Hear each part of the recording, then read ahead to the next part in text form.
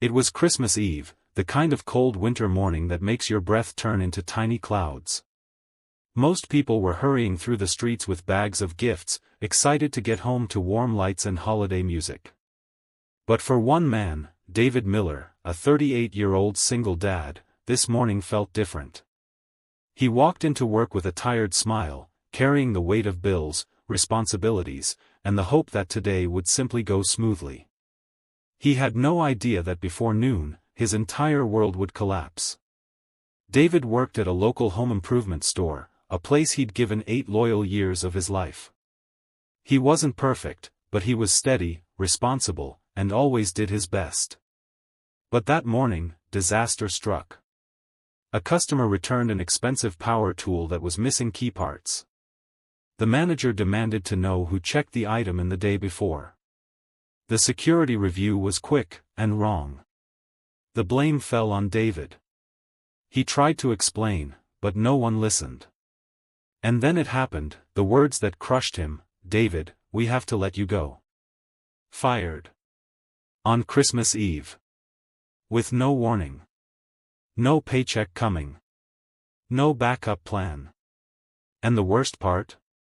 The person who could have spoken up, the one man who knew the truth, stood silently in the corner. His coworker, Brandon. The very man David had argued with the week before about schedules, the one who saw him as competition. Narrator.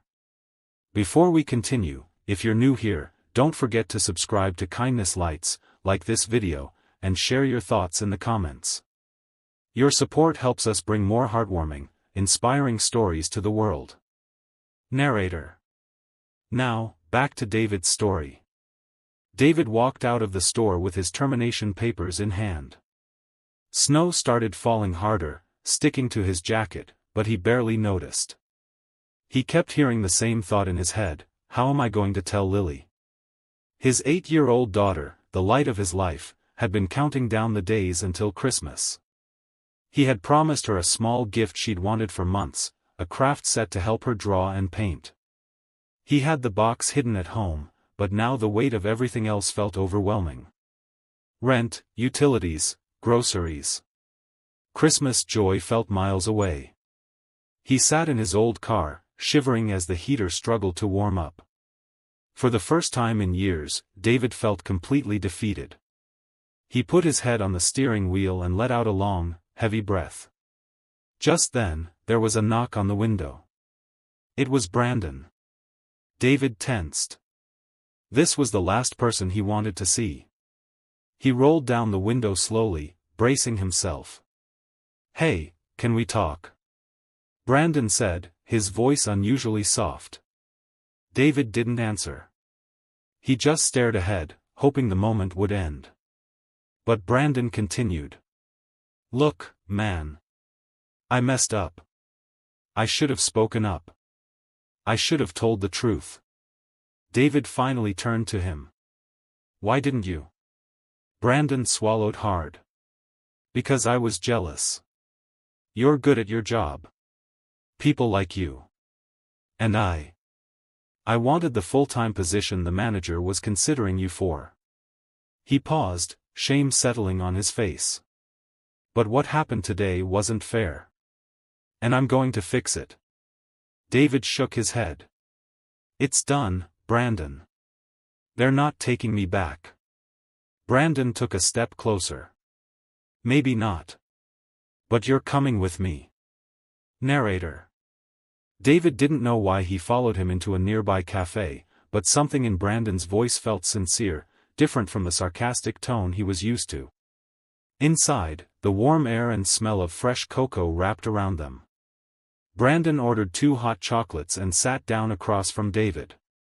For a moment, they sat quietly, the way 2 enemies might sit before deciding if peace is possible. Then Brandon spoke. "I used to think you had it all together. You come to work focused, doing your thing. I didn't know you were raising your daughter alone." David nodded slowly. "It's just me and Lily now. Since her mom passed 3 years ago, I've been trying to hold everything together." Brandon lowered his eyes. "I'm sorry. I didn't know. He reached into his jacket and pulled out a small envelope. He slid it across the table. David frowned. What's this? Just open it, Brandon said. Inside was a check, far more than David expected to ever see from someone like him. Enough to cover rent, bills, groceries, even a modest Christmas. David's chest tightened. I can't take this. This is. You can, Brandon interrupted. And you need to. I talked to my cousin. He runs a warehouse across town. They need workers. Good workers. He said you can start after Christmas. I already told him about you. David stared at him, completely stunned. Why are you doing this? Brandon's voice cracked slightly. Because today I saw who I really was, and I didn't like it. And because my mom used to tell me, if you break something, you fix it. I broke your Christmas, man. Let me help fix it. For a long moment, David couldn't speak. Tears gathered in his eyes, blurring the warm lights of the cafe. He thought about Lily, waiting at home, probably drawing pictures to put under their little tree. Finally, he whispered, "Thank you. This means more than you know." Narrator. That evening, David went home with a heart that felt lighter than it had all day. When he walked into the small apartment, Lily ran to him, her smile wide and bright. "Daddy.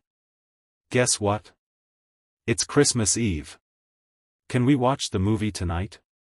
He hugged her tightly, breathing in the small but powerful joy she brought into his life. "Yes, sweetheart. We absolutely can." Later that night, as they sat on the couch under a warm blanket, the glow of the tree filling the room, David looked at her and realized something important. Even when life feels darkest, kindness can appear from the most unexpected places, even from someone who once felt like an enemy. And the next morning, when Lily opened her gift, squealing with joy at the craft set she'd been dreaming of, David silently thanked Brandon for reminding him that people can change, that mistakes can be repaired, and that kindness has the power to turn an entire life around. Narrator. In the days that followed, David started his new job. It wasn't glamorous, but it was honest work, and it gave him the chance to rebuild. And every week, he sent a message to Brandon, just a simple thank you, because gratitude deserves to be kept alive. Their relationship changed. They weren't enemies anymore. They weren't just coworkers. They became something better, two men who learned that kindness, even when late, even when unexpected, can rebuild trust, repair lives, and create hope where there was none. Narrator. So if you ever find yourself standing at a crossroads, between doing what's easy and doing what's right, remember this story. One small act of courage, one moment of kindness, can change someone's entire world. And maybe, even your own.